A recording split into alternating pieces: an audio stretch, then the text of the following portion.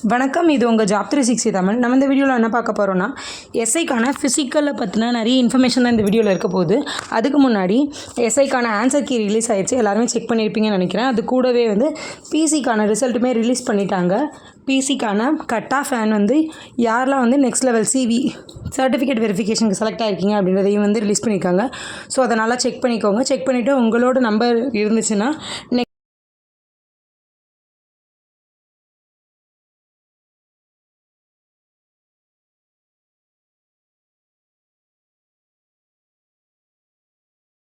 Next லெவலுக்கு நீங்கள் ரெடியாக ஆரம்பிச்சிருங்க. அதாவது ஃபிசிக்கல் அண்ட் சர்டிஃபிகேட் வெரிஃபிகேஷனுக்கு ரெடி ஆயிருங்க.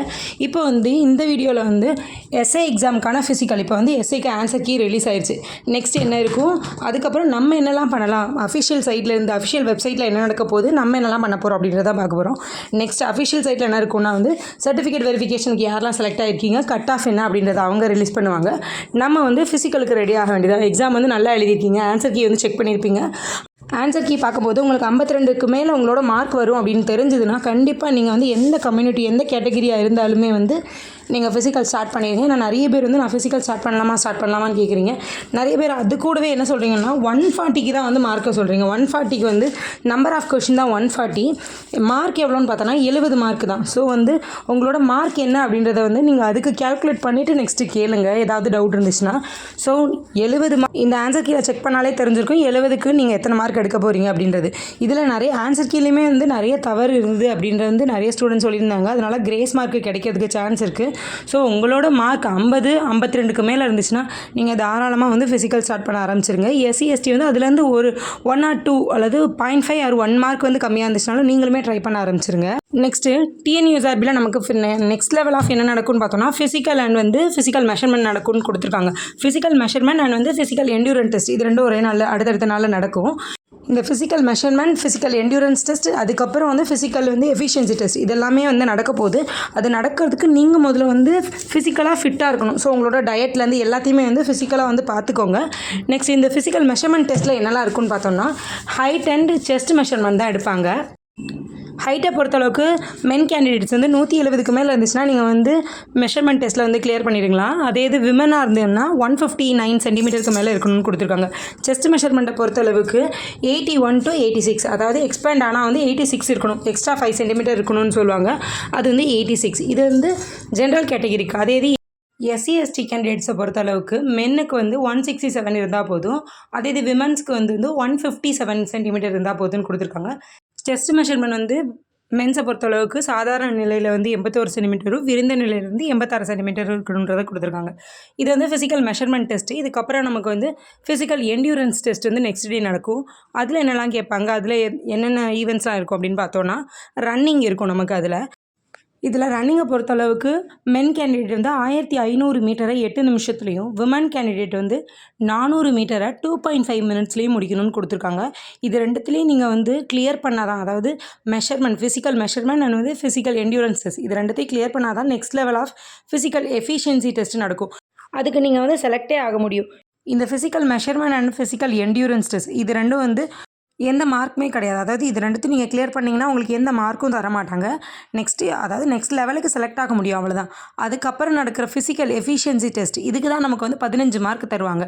இந்த ஃபிசிக்கல் எஃபிஷியன்சி டெஸ்ட் தான் ரொம்ப முக்கியம். இதில் நம்ம 15 மார்க் இருக்கனால நல்லா பெர்ஃபார்மன்ஸ் பண்ணணும். இந்த physical measurement and physical endurance test இது ரெண்டும் முடிஞ்சு ஒரு 45 நாள் நமக்கு ரிலாக்ஸேஷன் தருவாங்க. இந்த 45 நாளில் நீங்கள் நல்லா ப்ராக்டிஸ் பண்ணால் தான் ஃபிசிக்கல் எஃபிஷியன்சி டெஸ்ட் அட்டன் பண்ண முடியும். இந்த BMT and physical endurance test PET இது ரெண்டுமே அடுத்தடுத்த நாளில் நடந்து முடிஞ்சிடும். இது முடிஞ்சு ஒரு 45 டேஸ் சொன்னால அந்த 45 டேஸில் நீங்கள் எவ்வளோ ப்ராக்டிஸ் போடுறீங்களோ அவ்வளோதான் நீங்கள் போஸ்டிங் வாங்குறதுக்கு ரொம்ப ஹெல்ப் பண்ணும். நெக்ஸ்ட் இந்த ஃபிசிக்கல் எஃபிஷியன்சி டெஸ்ட்டுக்கு நீங்கள் போகும்போது உங்களோட ஆதார் கார்டு, உங்களோட ஒரிஜினல்ஸ் எல்லாத்தையுமே நீங்கள் எடுத்துகிட்டு போகிற மாதிரி இருக்கும். நீங்கள் விடிய காலையிலே அங்கே ரிப்போர்ட் பண்ணுற மாதிரி இருக்கும். அதாவது 6 மணிக்கெலாம் ரிப்போர்ட் பண்ணுற மாதிரி இருக்கும். ஸோ 5 மணிக்கே நீங்கள் அந்த இடத்துக்கு போகிற மாதிரி இருக்கும். இப்போ நம்மளோட ஓன் டிஸ்ட்ரிக்ட்டில் கண்டிப்பாக நமக்கு ஃபிசிக்கல் நடக்காது. நம்ம டிஸ்ட்ரிக்ட்டுக்கு பக்கத்து டிஸ்ட்ரிக்ட், அதுலேருந்து 2 டிஸ்ட்ரிக்ட் அப்படி தள்ளி தான் நமக்கு ஃபிசிக்கல் நடக்க போகுது. ஸோ காலையிலே 6 மணிக்கு நீங்கள் அங்கே போய் ரிப்போர்ட் பண்ணணும். அப்படிங்கும்போது 5 மணிக்கு முன்னாடி அங்கே இருக்கணும். அதனால் நைட் ட்ராவலை தவிர்த்துட்டு அதுக்கு முந்தின நாளே அங்கே போய் ஒரு இடத்துல ஸ்டே பண்ணுற மாதிரி பார்த்துக்கோங்க. இல்லை நான் ரொம்ப பக்கத்தில் தான் என் பக்கத்து டிஸ்ட்ரிக்ட் தான் போட்டிருக்காங்க அப்படின்னா மட்டும் வந்து ட்ராவல் பண்ணிக்கோங்க. நைட்டு ட்ராவலை வந்து சீக்கிரமாக முடிச்சுட்டு ஒரு ஒரு 1 hour 2 hour வந்து ரெஸ்ட் எடுக்கிற மாதிரி பார்த்துக்கோங்க. போனோடனே வந்து ரிப்போர்ட் பண்ணிவிட்டு அப்போவே வந்து நான் ஃபிசிக்கல் பண்ண போகிறேன் அப்படின்னா வந்து ரொம்ப கஷ்டமாக இருக்கும். அதனால தான் வந்து நான் முந்தின நாளே நீங்கள் எந்த இடத்துல ஃபிசிக்கல் நடக்க போதோ அந்த இடத்துல போய் வந்து ஸ்டே பண்ணிக்கோங்க. அதுக்கு பக்கத்தில் ஸ்டே பண்ணிக்கோங்கன்றதை சொல்கிறேன். இப்போ ஓகே, இந்த ஃபிசிக்கல் எஃபிஷியன்சி டெஸ்ட்டுக்கு போகிறது தெரிஞ்சிருச்சு, எத்தனை நாள் கழிச்சு நடக்கும்ன்றது தெரிஞ்சிருச்சு. இதில் வந்து என்னெல்லாம் இருக்கும், என்னென்ன ஈவெண்ட்லாம் இருக்குன்னு பார்த்தோம்னா, long jump, high jump, running. இது வந்து எல்லா கேண்டிடேட்ஸ்க்குமே இருக்கும். அதாவது மென் அண்ட் விமன் இது எல்லாமே காமனாக தான் இருக்கும் ரெண்டு கேண்டிடேட்ஸ்க்குமே. நெக்ஸ்ட்டு எஸ்பெஷலி மென்னை பொறுத்தளவுக்கு நீங்கள் வந்து ரோப் கிளைம்பிங் இருக்கும். அதே இது விமன் அண்ட் டிரான்ஸ்ஜெண்டரை பொறுத்தளவுக்கு நமக்கு shot put and cricket ball throw இது ரெண்டும் இருக்கும். இது ரெண்டுத்தில் ஏதாவது ஒன்று அட்டன் பண்ணுற மாதிரி இருக்கும். மற்றபடி long jump, high jump, running இது வந்து 100 மீட்டராக இருக்கலாம், 200 மீட்டராக இருக்கலாம், 400 மீட்டராக இருக்கலாம். இதில் எதுன்னு வந்து நம்ம செலக்ட் பண்ணுறது தான் இருக்குது. இந்த ரன்னிங்கை பொறுத்தளவு 3 மீட்டர்ஸ் கொடுத்துருப்பாங்க. 100, 200, 400 சொன்னல. இதில் ஏதாவது ஒன்று வந்து நீங்கள் கிளியர் பண்ணணும். அதுக்கப்புறம் அதுக்கும் ஸ்டார்ஸ் உண்டு. நெக்ஸ்ட் வந்து மென்ஸை பொறுத்தளவுக்கு வந்து ரோப் கிளைம்பிங் அதுக்குமே வந்து ஸ்டார்ஸ் உண்டு. அதுக்கப்புறம் விமன்ஸை சொன்னல shot put or cricket ball throw அது அவங்க கொடுத்துருக்க மீட்டருக்கு வந்து நீங்கள் எவ்வளோ வந்து த்ரோ பண்ணுறீங்க, 5 ஸ்டார் 3 ஸ்டார் அப்படின்னு ஸ்டார்ஸ் வந்து நீங்கள் த்ரோ பண்ணுற மீட்டரை பொறுத்து வந்து ஸ்டார்ஸ் கொடுப்பாங்க. ஸோ இதில் தான் நமக்கு வந்து டோட்டலாக வந்து 15 மார்க் இருக்குது. பிஇடி அண்ட் பிஎம்டியை விட இந்த ஃபிசிக்கல் எஃபிஷியன்சி டெஸ்ட் தான் ரொம்ப முக்கியம். அது ரெண்டும் கிளியர் பண்ணால் தான் இதில் வந்து நம்ம செலக்டே ஆகும். ஸோ வந்து இதெல்லாம் பண்ணணுன்னா ஃபஸ்ட்டு நீங்கள் ஃபிசிக்கலாக ஃபிட்டாக இருக்கணும். அதுக்கு வந்து உங்களோட ஃபிசிக்கல் ஸ்ட்ரென்த்தை ரொம்ப வந்து முக்கியத்துவம் கொடுத்து பாருங்கள். சாப்பாட்டிலேருந்து டயட்லேருந்து எக்ஸசைஸ்லேருந்து உங்களோட ப்ராக்டிஸ்லேருந்து எல்லாமே வந்து கன்சிஸ்டன்சியாக இருக்கணும், தொடர்ந்து இருக்கணும். 2 நாள் போகிறேன், ப்ராக்டிஸ் போகிறேன், அப்புறம் 1 வாரம் ரெஸ்ட் எடுக்கிறேன் அப்படின்னு நீங்கள் பண்ணிங்கன்னா உங்களுக்கு ஃபஸ்ட்லேருந்து அடுத்து 3ஆவது நாள் ஒரு வாரம் கழித்து போகும்போது ஃபஸ்ட்லேருந்து நீங்கள் ப்ராக்டிஸ் பண்ணுற மாதிரி தான் இருக்கும்.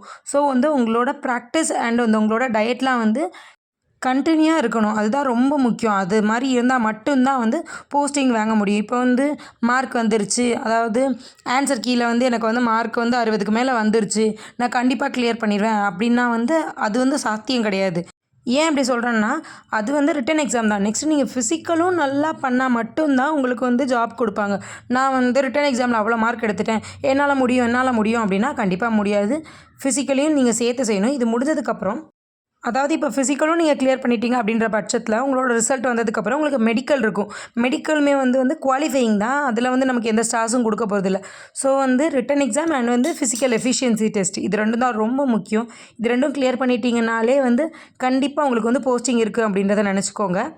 அவ்வளோதான். அதாவது இப்போ வந்து ஆன்சர் கீ வந்திருக்கு. வித்தின் 1 மந்த்துக்குள்ளேயே, அதாவது 1 வீக் தான். 21ஆம் தேதி வந்து ரிட்டன் எக்ஸாம் எழுதியிருக்கோம். 25ஆம் தேதிக்குள்ளேயே நமக்கு வந்து ஆன்சர் கீ வந்து ரிலீஸ் பண்ணிட்டாங்க.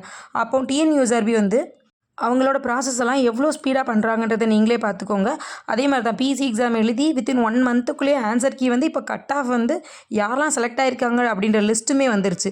இப்போ அதுக்கு அடுத்து எஸ்ஐ எக்ஸாம் எழுதி 1 வீக்குள்ளே ஆன்சர் கீ வந்துருச்சு. இன்னும் கொஞ்ச நாள்லேயே வந்து கண்டிப்பாக நமக்கு கட் ஆஃப் என்ன யாரெல்லாம் செலக்ட் ஆகிருக்காங்க அப்படின்ற லிஸ்ட்டுமே வரப்போகுது. அதுலேருந்து மேக்ஸிமம் வந்து ஒரு 1 மந்த்துக்குள்ளேயே நமக்கு வந்து ஃபிசிக்கல் மெஷர்மெண்ட்டு அப்புறம் வந்து பிஇடி இதெல்லாம் இருக்கும். அதுலேருந்து 45 நாளில் நமக்கு வந்து ஃபிசிக்கல் எஃபிஷியன்சி டெஸ்ட்டுமே இருக்கும். வித்தின் 3 மந்த்துக்குள்ளேயே நீங்கள் வந்து எஸ்ஐ ஆக போகிறீங்க அப்படின்றதுனால இப்போ உங்களோட ப்ராக்டிஸ் எப்படி இருக்கணும் அப்படின்றத நினச்சிக்கோங்க. இந்த 3 மாதம் கஷ்டப்பட்டீங்கன்னா கண்டிப்பாக நீங்கள் ஒரு போஸ்டிங்கில் இருக்கலாம். அது வந்து ரொம்ப மரியாதையான போஸ்ட், அது மட்டும் இல்லாமல் ரொம்ப கம்பீரமான போஸ்ட்டுன்னு சொல்லலாம். சப் இன்ஸ்பெக்டர் ஆஃப் போலீஸ் அப்படின்னு சொல்லும் போதே எவ்வளோ நல்லாயிருக்கும். ஸோ அதுக்காக ஒரு 3 மாதம் மட்டும் எல்லாத்தையும் உங்களோட ஆசைகள் எல்லாத்தையுமே வந்து தள்ளி வச்சுட்டு உங்களோட ஃபிசிக்கல் அண்ட் வந்து உங்களோட டயட் இது ரெண்டுத்துலேயுமே வந்து கண்ட்ரோலாக இருங்க. யாருக்கெல்லாம் மார்க் வந்திருக்கோ அவங்களுக்குலாம் ரொம்ப ஆல் தி பெஸ்ட். உங்களோட ஃபிசிக்கலை நல்லா பண்ணுங்கள். இதே மாதிரி எஸ்ஐ எக்ஸாமுக்கான அடுத்தடுத்த அப்டேட்டான நியூஸ் தெரிஞ்சுக்கிறதுக்கு நம்ம சேனலை சப்ஸ்கிரைப் பண்ணிவிட்டு கூடவே பெல் ஐக்கான்லேயே ஆல் செட் பண்ணி வச்சுக்கோங்க. அப்போ தான் நான் போடுற அடுத்தடுத்த அப்டேட்டான எஸ்ஐ எக்ஸாமை பற்றின டிஎன்யூஎஸ்ஆர்பியை பற்றின அப்டேட்டான நியூஸ் உங்களுக்கும் வரும். இந்த வீடியோ யூஸ்ஃபுல்லாக இருந்துச்சுன்னா லைக் பண்ணிவிட்டு உங்கள் ஃப்ரெண்ட்ஸ் அண்ட் ஃபேமிலி மெம்பர்ஸ் யாராவது வந்து உங்களுக்கு தெரிஞ்சவங்க யாராவது வந்து எஸ்ஐ எக்ஸாம் எழுதிருக்காங்கன்னா அவங்களுக்கும் இந்த வீடியோ வந்து ஷேர் பண்ணி விடுங்க. அப்போ தான் அவங்களுக்கு ஒரு மோட்டிவேஷனாக இருக்கும். அந்த மோட்டிவேஷன்லேயே அவங்க வந்து ஃபிசிக்கல் பண்ண ஆரம்பிப்பாங்க. அது கூடவே வந்து டிஎன்யூஎஸ்ஆர்பி எஸ்ஐ பற்றி உங்களுக்கு ஏதாவது சந்தேகங்கள் இருந்துச்சுன்னா கமெண்டில் கேளுங்க. தேங்க்யூ.